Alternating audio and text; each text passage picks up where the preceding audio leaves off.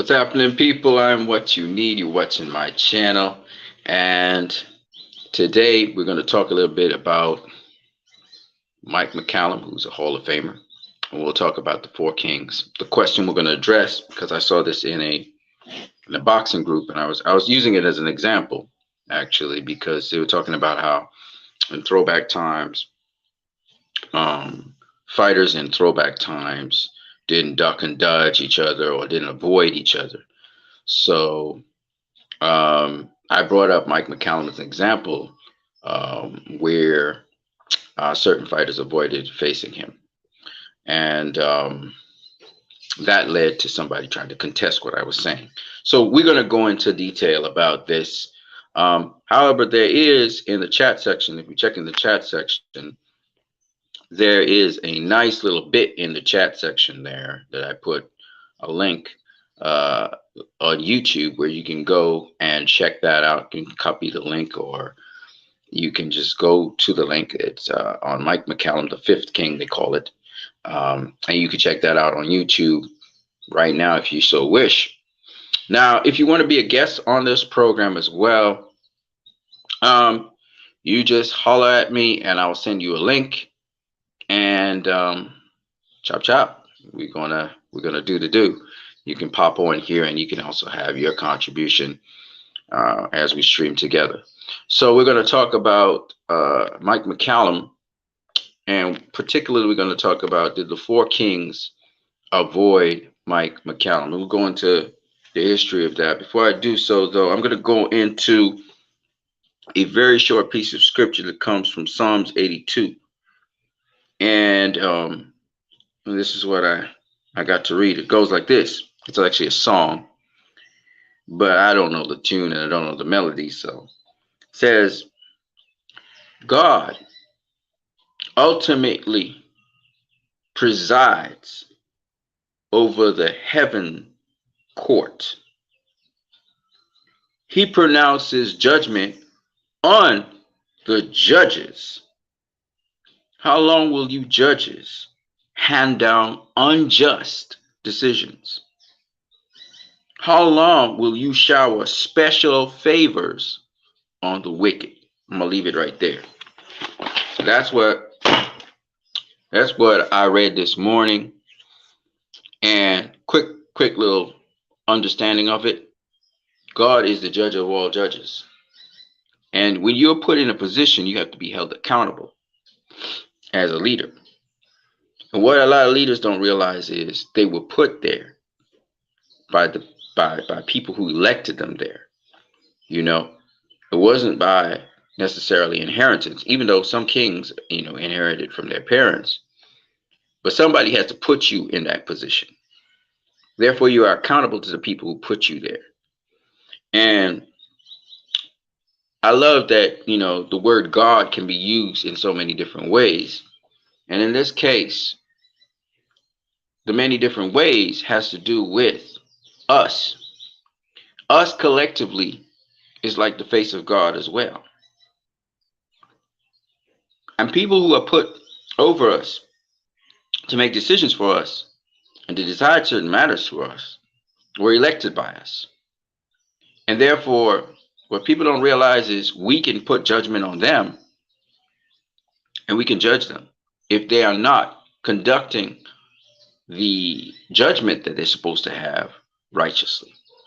And so I just wanted to put that little slant on the whole thing that you just read there. That the people, they're not stupid, and you can't deceive the people forever. So people with power and authority, please use your power and authority to edify other people around you who put you there. And particularly people who are honest and upright and just. I hope you do that. So that's what I got to say to our leaders, and to myself, I say the same. Anybody who has responsibilities, understand that your power is for your responsibility to be carried out. Your power is not there for you to wield it for your own benefit and gain at the expense of others. All right, so that's what I got to say. So let's get into this. We care, baby. All right, let's get into this. Mike McCallum and the Four Kings.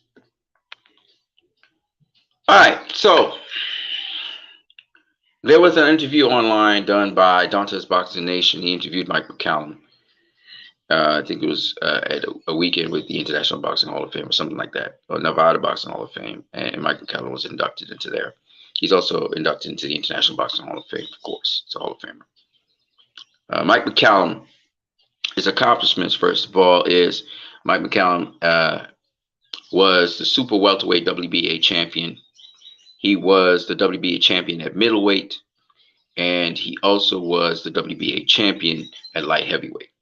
Okay, so he moved from 154 all the way up to 175, and he was champion in those three different divisions. I believe the super middleweight division came after Mike McCallum had jumped up to light heavyweight or something like that. He never was a super middleweight champion, which is okay. Now let's talk about this because I wanna always give a balanced perspective. I don't want to, and I can change my position just to make sure I have the truth and I give a balanced perspective on things.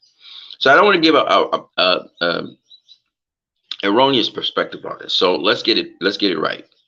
All right, Mike McCallum. Mike McCallum was and is one of the most all-rounded boxers you'll find. He's a defensive boxer. It's not easy to hit him clean. Even when you think you hit him flush, as Eddie Futch would say, and again, just go check out the video the link I put there for the video. You'll see what I'm saying. Eddie Futch would say, Mike McCallum knew how to dip from punches, slip punches. He knew how to slide in on punches, slide out from punches, snap back from punches. He knew how to ride punches. It's a very important thing, riding punches. He knew how to roll punches, okay? So riding with a punch takes the steam off the punch. So even if a guy connects with you, instantaneously your reflexes tell you to move with the punch, right? And Mike McCallum was a dude that did that. So even when you think a guy really hit Mike McCallum very, very hard, in fact, Mike McCallum actually, he snapped his body in the direction that the punch was coming with, and so it looked exaggerated, but really and truly, Mike McCallum didn't get hit, he didn't get touched, which is why to this day Mike McCallum is very coherent. He has no problems, no trauma, none of that. He's not punch drunk. He's not talking like one of them boxers. He's not talking like Tommy Hearns, for example. He is talking very clear, very clairvoyant, very together. Mike McCallum not only was a defensive fighter, but he had a tremendous punch and stopped several fighters. Milton McCroy, who's considered himself a defensive fighter as well.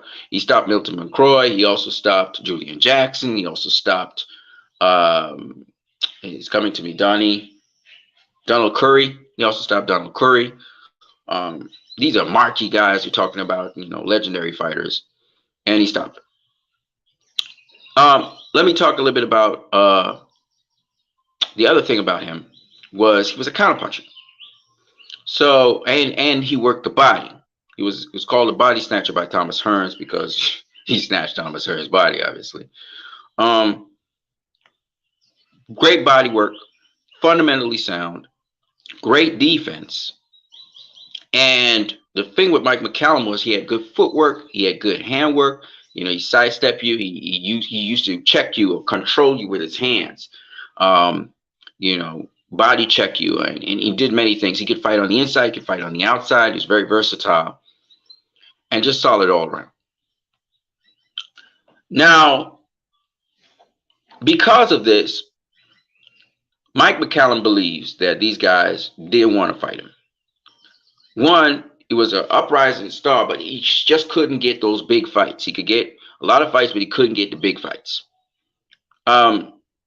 So let's talk a little bit about Mike McCallum, the Four Kings, how they avoided him, quote unquote. So we'll see if they avoided him or not. So back in 1983, 1984, Mike McCallum was on the rise. He started off in Jamaica, went to the United States. He was fighting all over the world, and his name started to pop up in the super welterweight, which is 154-pound division. And as a result of that, Mike McCallum was rising up the WBA and WBC rankings. And it so happened that in 1984, Mike McCallum was the mandatory for a fighter known as Roberto Duran. This is after Duran had fought Sugar Ray Leonard, beaten him. Sugar Ray Leonard had beaten Duran. Duran had moved up in weight, and he had beaten the 154 champion after he lost to Benitez, after Kirkland Land had beat him. He beat the 154-pound champion, who at the time was known as, oh my God, his name just slipped my mind. Don't worry about that. But anyway, it's coming to me. It's going away. Okay, it'll come to me. But anyway, he beat Davey Moore. That's the name of the guy. Davey Moore. He beat Davey Moore, the 154 champion, who was undefeated. It just so happened, though, that because he became the WBA 154 champion, the next in line that he had to face was Mike McCallum. Mike McCallum became the mandatory to Roberto Duran. But Roberto Duran had a voluntary. So instead of Roberto Duran facing Mike McCallum after beating Davey Moore, what Roberto Duran did was he jumped up to 160 and he fought Marvin Hagler. All right? But now that he had used his voluntary to fight Marvin Hagler, which was great, he had to come and defend against the mandatory that was his mandatory, which was Mike McCallum. But instead of coming down to 154 and fighting Mike McCallum, Roberto Duran instead ended up facing Thomas the Hitman Hearns at 154. He was stripped of the 154 title, and Mike McCallum was fought against another guy, another top contender for that title, and Mike McCallum won that fight and became the 154-pound WBA champion of the world. Okay? That's how the story goes. Now, it so happened that Mike McCallum was also the mandatory to Thomas the Hitman Hearns at that time in 1984. Not only was he the mandatory to Thomas Hearns in the WBC, but he was also the number one contender to Thomas Hearns' lineal championship, because Thomas Hearns at 154, if I'm not mistaken, he had beaten the 154 lineal champion to become the 154-pound lineal champion himself. Okay? So Thomas Hearns was the lineal champion at 154. So, but Mike McCallum in 1984 as well was also the number one contender to Thomas Hearns' lineal championship. So not only was he was in a great position, he was actually the mandatory for the WBC title. He was also the mandatory for the WBA title. That's how good he was. And in addition, he was the number one contender to face Thomas Hearns. But instead of that, Thomas Hearns faced the red hot name Roberto Duran. This was an idea by Emanuel Stewart, because Mike McCallum had been asking Emanuel Stewart for a very long time that he wanted to fight Thomas Hearns. Now, he had sparred Thomas Hearns. Thomas Hearns had nicknamed him the Body Snatcher. And Emanuel Stewart, on seeing that Mike McCallum was going to face Thomas Hearns, he was the one that arranged for Thomas Hearns to face Roberto Duran, because Emanuel Stewart did not want Mike McCallum to face Thomas Hearns, seeing what they did in sparring together. He didn't want him to face Thomas Hearns. And Mike McCallum was, this is what Mike McCallum says, at least. Now, because of this, Mike McCallum left the Kronk gym. He no longer stayed under Thomas Hearns, and he went across to Lou Duver's promotional company, and he was trained by Georgie Benton and Eddie Futch. Okay? So this is the story, where out of this story came, and Mike McCallum will tell you that Thomas Hearns didn't want to face him. Roberto Duran didn't want to face him. Now, I got another piece of the story for you guys. In 1989, Roberto Duran beat Iron Barkley at the age of 37 to become the WBC middleweight champion of the world. Iron Barkley was the WBC middleweight champion of the world. This happened in February of 1989. Now, Roberto Duran was 37 years old. At this point in time, the same year, 1989, Mike McCallum beat, what's the guy's name? The British dude who got knocked out by Julian Jackson. I forgot his name now. Oh yes, Harold Graham. He beat Harold Graham for the vacant WBA title, which was vacated by Michael Nunn. And so he won the was it Michael Nunn? No, it wasn't Michael Nunn. I think it was, who was it? But anyway, it's vacated.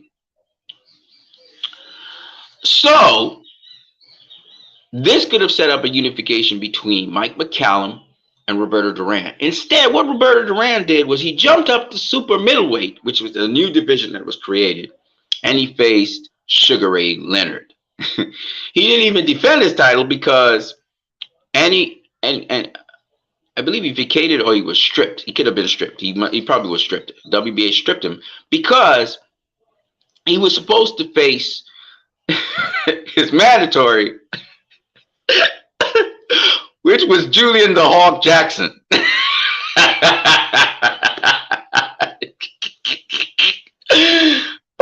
So the Hawk was in title contention. Instead, Julian Jackson fought somebody else and became the WBA champion at WBC champion at middleweight. Okay, so but Duran was 37 years old, so I give him a little break there, because I mean, at 37 years old. Now it's strange. I'm gonna say this because there's double standards out there. People talk about how Mayweather ducked Keith Thurman and faced Andre Berto. Remember that? Keith Thurman wanted to fight for the WBC super welterweight championship, super champion of welterweight. Well, it's weird how people they have double standards. They don't remember that Duran did not face Julian Jackson, who was his mandatory. Keith Thurman wasn't Floyd's mandatory. Julian Jackson was Duran's mandatory. And Duran said, fuck that. And he went up to, sorry about that. He went up to super middleweight and fought Sugar Ray Leonard. He said, hey, I ain't fighting them young champions. Okay. And he wasn't wrong. But what I'm saying is, a lot of people go in on Floyd and have totally different standards on Floyd. When it comes to these other guys, they talk about ducking and dodging. But if you're going to hold that standard, you got to keep that same energy for Duran. You got to keep that same energy for Hagler. You got to keep that same energy for Sugar Ray Leonard. You got to keep those same energy. I can't really. Well, you got to keep it for Thomas Hearns as well, because he didn't face Mike McCallum. Now, Hearns versus Duran was a great fight. So, and Duran was the hottest name out there right then. So Thomas Hearns versus Duran was a good fight. Okay, Mike McCallum was not as well known as those guys. So I understand why they faced each other. Would I say that was a duck, that they ducked Mike McCallum? No. But risk versus reward tells me, if I'm going to face Mike McCallum and I'm going to make less money facing him in a defense when I could face Roberto Duran, who was the WBA champion. I mean, he got stripped, but he was the WBA champion. It would have been a unification bout. This dude is like a great fighter because he beat Sugar Ray Leonard and all of that. And I think I can win that fight. And it's not as risky because the guy's shorter and everything. Why not? I know this guy, he lands punches to the body. I nicknamed him the body snatcher. I nicknamed him. Would I want to fight? No, of course not. So, of course, risk versus reward makes sense that he would face Duran over Mike McCallum. And obviously he knocked out Duran. And with Duran was going to be facing a much bigger name. Even though Thomas Hearns wasn't that big a name yet. He was pretty big because he fought Leonard, but then he lost to Leonard. But to fight Duran and knock out Duran, it made Hearns bigger than Duran. Duran was big, and then Hearns beat Duran. So Duran, looking at risk versus reward, I get paid much more to face Thomas Hearns. Obviously, that makes sense. But did Roberto Duran avoid his mandatory? And the answer is, he wasn't hot to face Mike McCallum. Let's put it that way. He wasn't hot up on facing Mike McCallum, because when Mike McCallum became his mandatory, if he was hot on facing Mike McCallum, right after he beat David Moore, he would go straight to Mike McCallum and fought him. Instead, he went up one weight class to middleweight to fight Marvin Hagler. Now, I gave Marvin Hagler was a bigger name, so yeah, of course but you went up in weight. You didn't want to stay in your own weight class. You went up in weight. You know what I'm saying? And I've noticed this as well with Canelo and with other guys when they can't when the opposition that they want to face is their mandatories or stuff, they go up in weight. They always go up in weight. I look at Oscar Valdez. I know it. I've seen it over and over again. All right, it's different when nobody want to face you and then you go up in weight, and it's different when there's a guy calling you out, and in order to not face him, you go up in weight. All right. Now, having said that, if the bigger name is high up in weight, I mean, Hagler was like, I mean, Mike McCallum was nothing. And Hagler, was a big name. Sure, I'll go face Hagler. I get paid and everything. Of course. Hearns was a bigger name than McCallum. So obviously, you go for that. So you can't say that Duran ducked Mike McCallum. You can't say that. You can't. Because he faced bigger names. And you got to go for the payday, right? But my thing is, people talk about Floyd duck Margarito. How you duck Margarito and you facing a higher ranked fighter? How you duck Margarito and you facing Oscar De La Hoya? You can't say that's a duck. You see what I'm saying? Was he hard up on facing Margarito? Absolutely not. What had Margarito done? Nothing, right? Similarly, was Duran hard up on facing Mike McCallum? No. Was Thomas Hearns hard up on facing Mike? Absolutely not. He did not want to face Mike McCallum. In fact, and we know Thomas Hearns didn't want to face Mike McCallum. We know that. He named him the body snatcher for crying out loud. Why is he naming him that? Because he pounding his body, right? So clearly, Emmanuel Stewart, as Mike McCallum so correctly said, did not want Thomas Hearns to face Mike McCallum ever, and he made sure that happened. And there's another thing that a lot of people don't know. Thomas Hearns, at 154, he jumped all the way up to light heavyweight, and he faced the one light heavyweight champion. I forgot what his name is. This Guyanese dude, and he beat him. But he did that because he didn't want to come back down to 154 after he had beaten Duran and faced Mike McCallum. Okay, he vacated the title, so he didn't have to face Mike McCallum. Just letting you guys know. All right. But Mike McCallum was that kind of fighter. He was a very difficult fighter to face. So I'm not really surprised that the Four Kings didn't face him. Mike McCallum had talked to Marvin Hagler. Marvin Hagler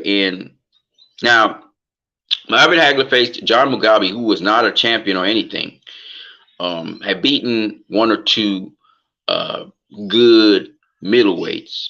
What a lot of people don't know is that Mike McCallum was also fighting at middleweight. Mike McCallum was fighting at middleweight. John Mugabe was fighting at middleweight. But John Mugabe at middleweight was ranked higher. In fact, John Mugabe became the #1 contender for the lineal championship that Hagler had in 1985, I believe it was. However, Mike McCallum had called out Marvin Hagler as the super welterweight champion because he had become WBA super welterweight champion in 1984, the same year that Duran got stripped. Mike McCallum, he started calling out Marvin Hagler since 1984. He wanted to fight with Hagler.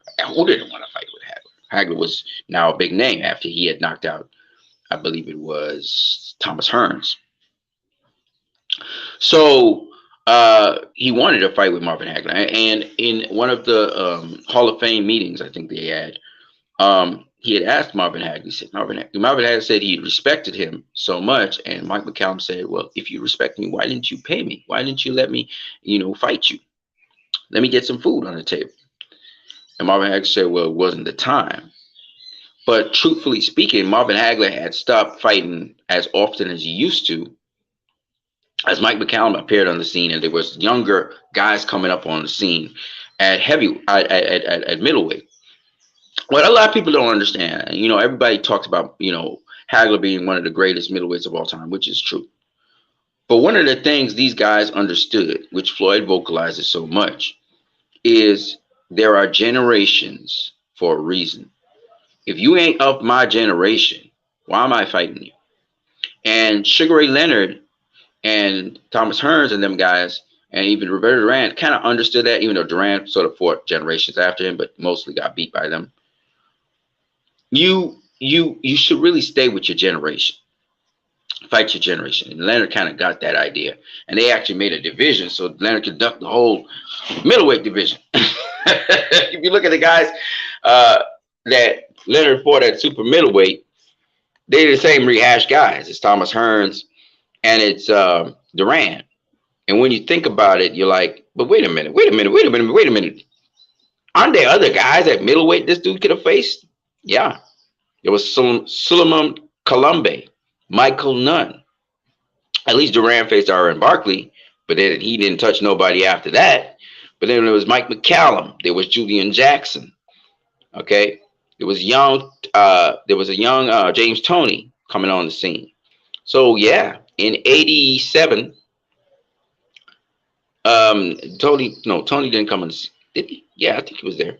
But in '87 anyway, we had this red hot division that was coming up. Okay. And of course you're not going to touch them guys. And that's what a lot of people don't realize. You try to stay in your own. Now, Duran kind of dipped into it and then dipped out. And then he dipped back into it with William Joppy and those dudes.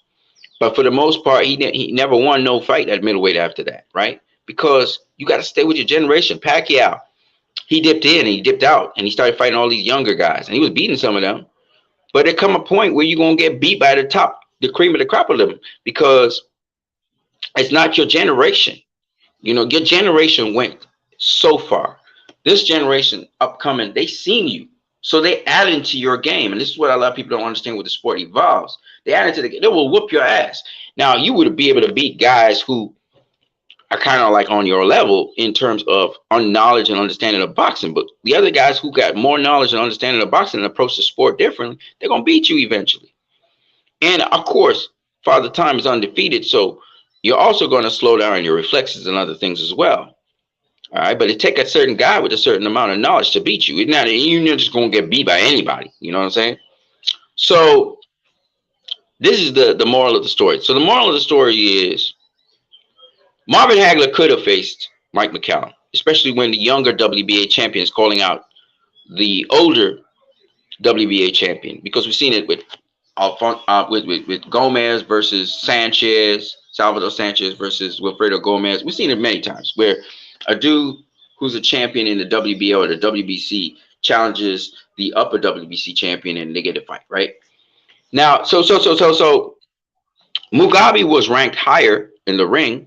He was the #1 contender to Hagler's lineal title, but Mike McCallum was WBA champion. Anyways, instead, Hagler chose to face John Mugabe, who was, of course, defensively not as sound as Mike McCallum in any way, shape, or form. Mugabe was an offensive weapon. And Mugabe hadn't really faced nobody or beat nobody, right? McCallum had beat Julian Jackson. He had beat Donald Curry. He had beat Milton McQuarrie. He had beaten several fighters, notable fighters at 154. In fact, Mike McCallum was undefeated at 154.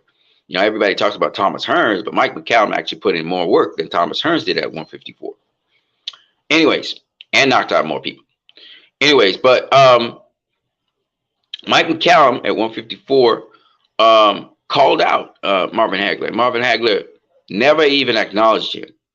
Never even acknowledged him. In fact, them guys, they used to, when Mike McCallum was in the room, they wouldn't even talk to him. You know what I'm saying? They didn't want nothing to do with him because they knew that guy was problems, you know. And so, anyway, that's what Marvin Hagler said. Marvin Hagler could have faced him even after facing before facing John McCallum, or after facing John Mugabe. He could have faced Mike McCallum. But Marvin Hagler knew he was going to get beat. You know, it was a tougher fight. Not that you will get beat, but it's a tougher fight than John Mugabe fight or Thomas Hearns fight. You know, Leonard did very well against him. Just imagine this: Mike McCallum's a bigger, much more fundamentally sound fighter than Sugar Ray Leonard. Leonard still get hit a lot, and he don't ride punches and that kind of thing. Mike McCallum was much more savvy, much more well-rounded. Not as fast, but much more well-rounded. And we saw Mike McCallum face James Toney. And y'all saw what a 35-year-old Mike McCallum did to James Toney. So, I mean, and then he became light heavyweight champion. He fought light heavyweights, okay? and he was champion up till he was 39 years old. So for the next 4 years, this man was doing his thing at light heavyweight. So if y'all don't know what it is with Mike McCallum, I mean, I think he beats. This is my personal opinion. I think he beats all of the four kings, every last one of them, and they know that. They knew he had that potential to do that because he was, again, a fundamentally sound, good defense, counterpuncher. That's a deadly combination right there. Leonard was sort of a counterpuncher. Hearns was not a counterpuncher.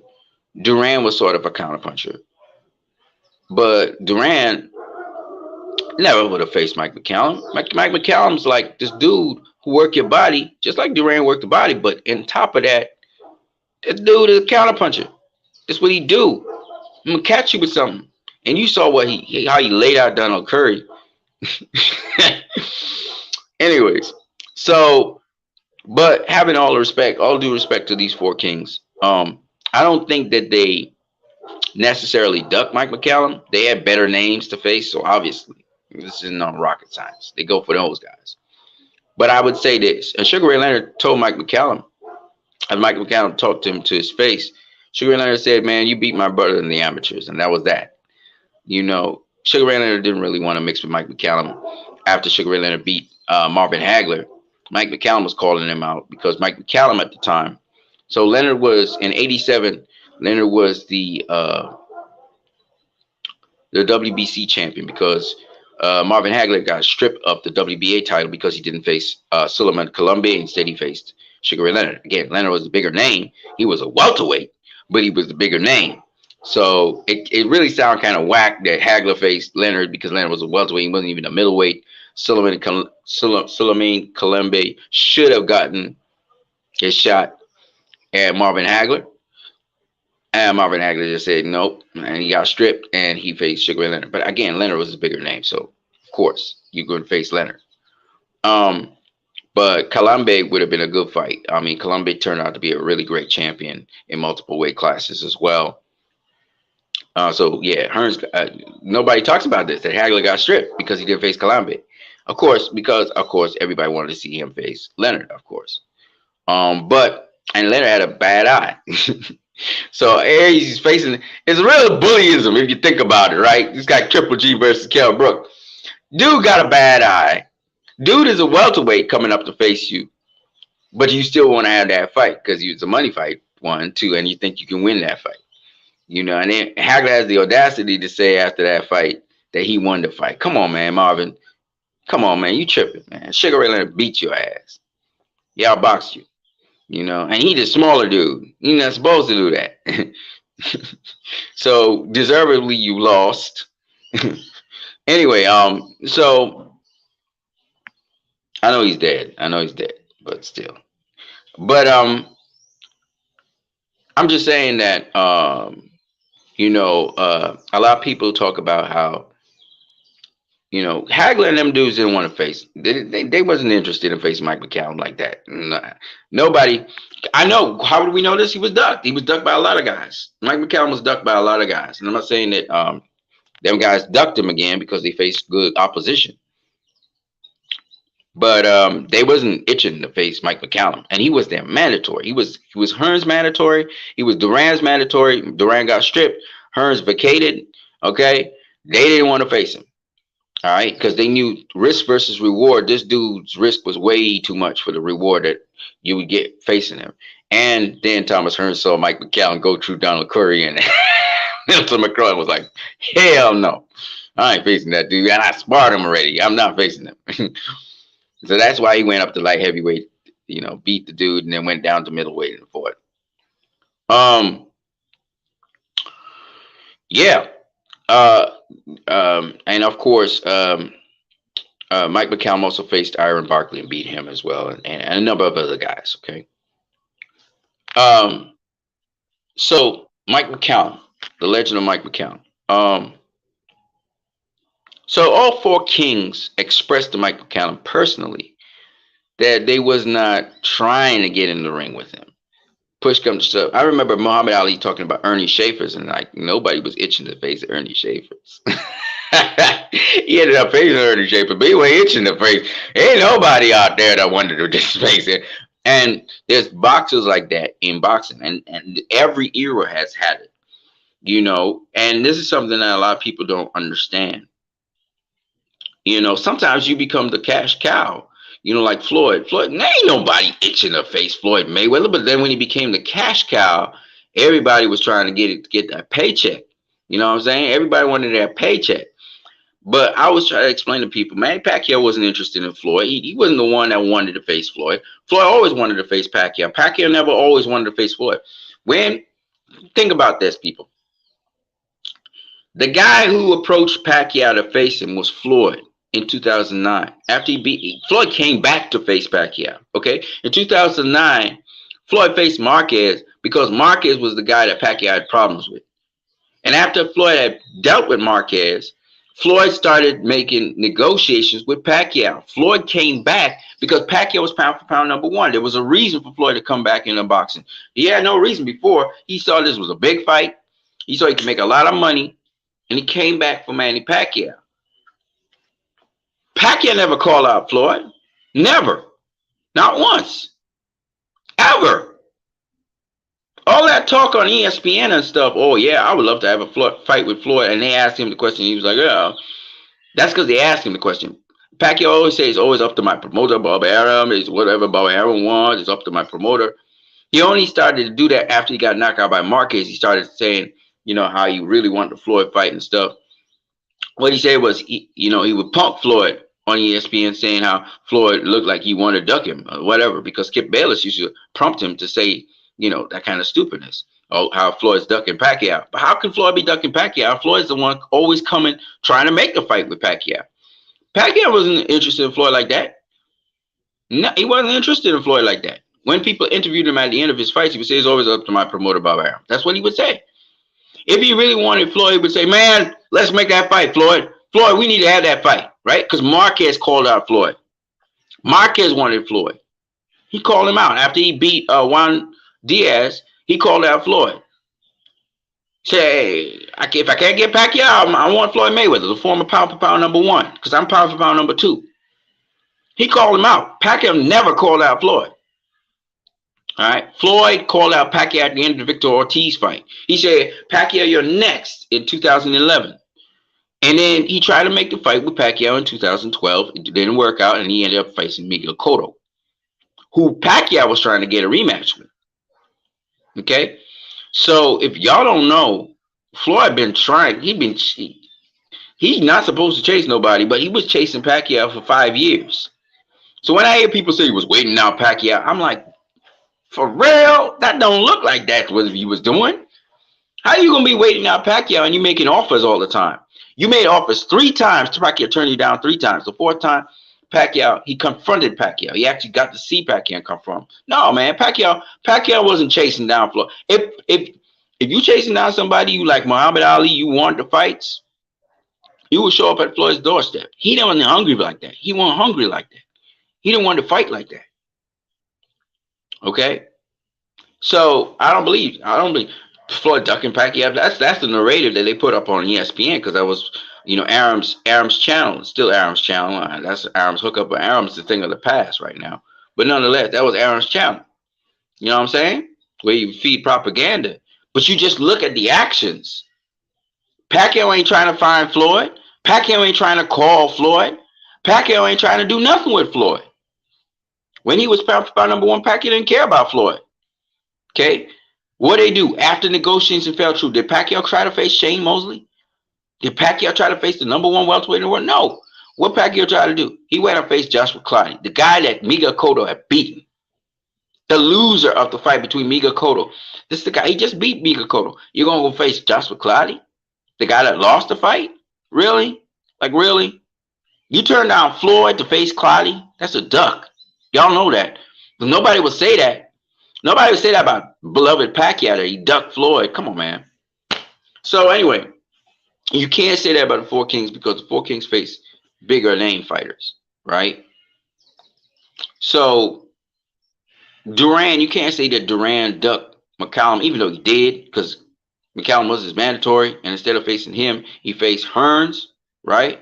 And then even after he faced Hearns, you know, in 2000, in 1989, he was itching to face Mike McCallum to do a unification.